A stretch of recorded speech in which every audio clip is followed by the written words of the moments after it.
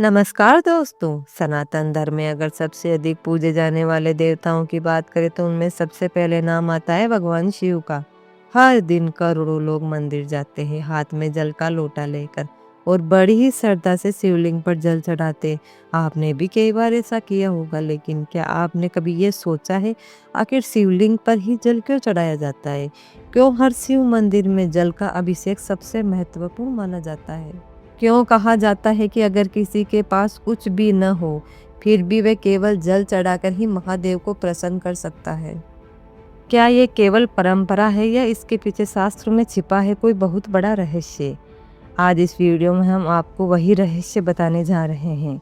ऐसा रहस्य जिसे जानने के बाद आप जब भी शिवलिंग पर जल चढ़ाएंगे तो आपकी भक्ति का अर्थ ही बदल जाएगा। सबसे पहले हमें समझना होगा कि शिवलिंग वास्तव में क्या है। बहुत लोग शिवलिंग को केवल एक पत्थर समझ लेते हैं, लेकिन शास्त्रों में बताया गया है कि शिवलिंग केवल एक पत्थर नहीं है, यह पूरे ब्रह्मांड का प्रतीक है। शास्त्रों के अनुसार जब सृष्टि की शुरुआत हुई तब न आकाश था, न पृथ्वी थी, न दिन था, न रात था। चारों ओर केवल एक अनंत ऊर्जा थी। उसी ऊर्जा से पूरे ब्रह्मांड की रचना हुई और उसी अनंत ऊर्जा का प्रतीक है शिवलिंग। इसलिए शिवलिंग का आकार भी गोल और अनंत जैसा है। ये दर्शाता है कि भगवान शिव का कोई आरंभ नहीं और कोई अंत नहीं, वे अनंत है। अब सवाल आता है कि शिवलिंग पर जल ही क्यों चढ़ाया जाता है? शास्त्रों में जल को जीवन का आधार माना गया है। जल के बिना इस संसार में कुछ संभव नहीं है। मनुष्य हो, पशु हो, पेड़ पौधे हो, सबका जीवन जल से ही चलता है। इसलिए जल को पवित्रता और जीवन का प्रतीक माना जाता है।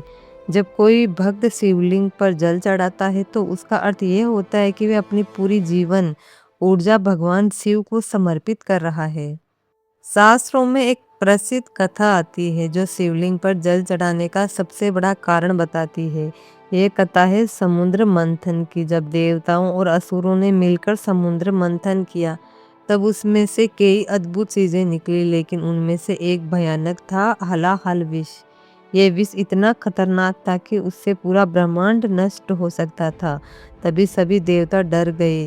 वे तुरंत भगवान शिव के पास पहुंचे, उनसे प्रार्थना की। कहा, हे प्रभु, अगर इस विष को कोई नहीं रोकेगा तो सृष्टि नष्ट हो जाएगी।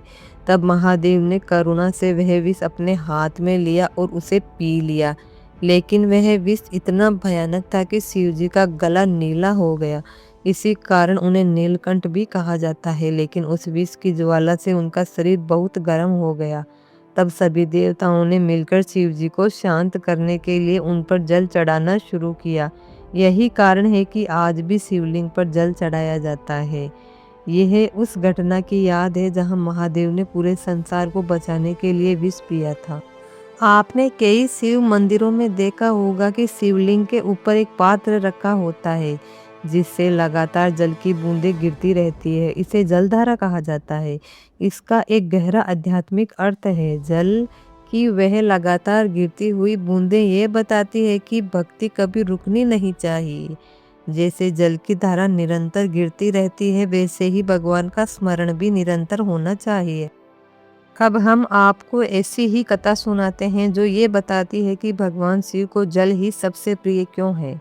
बहुत समय पहले एक गांव में एक गरीब किसान रहता था। उसका नाम था गंगाधर। वह बहुत गरीब था, लेकिन भगवान शिव का बहुत बड़ा भक्त था। हर दिन सुबह वह पास की नदी से जल भरकर लाता और गांव के मंदिरों में जाकर शिवलिंग पर चढ़ा देता। उसके पास न दूध था, न चंदन, न फूल, बस वह साधारण जल ही चढ़ाता था।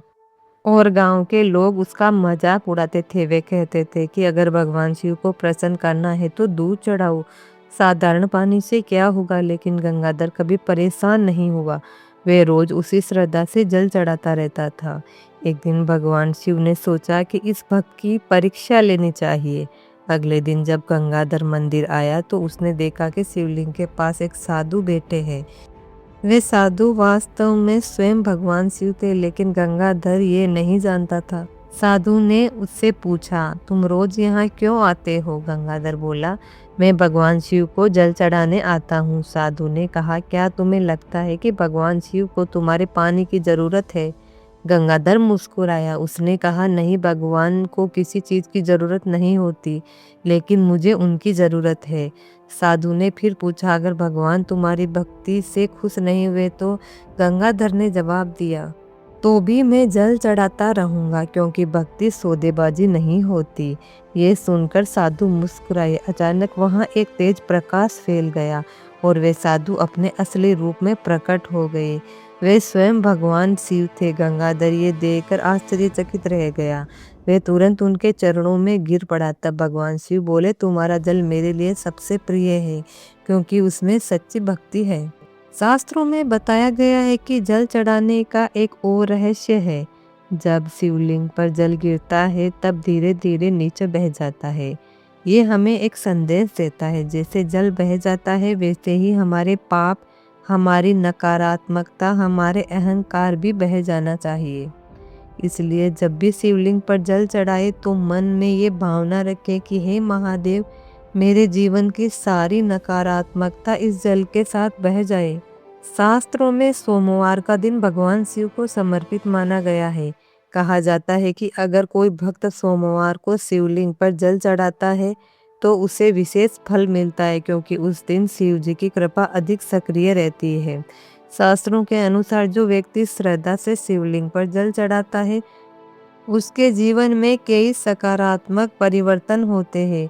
उसके मन को शांति मिलती है, उसके पाप धीरे धीरे समाप्त होते हैं और उसके जीवन की बाधाएं भी दूर होने लगती है। कहा जाता है कि भगवान शिव सबसे भोले देवता है।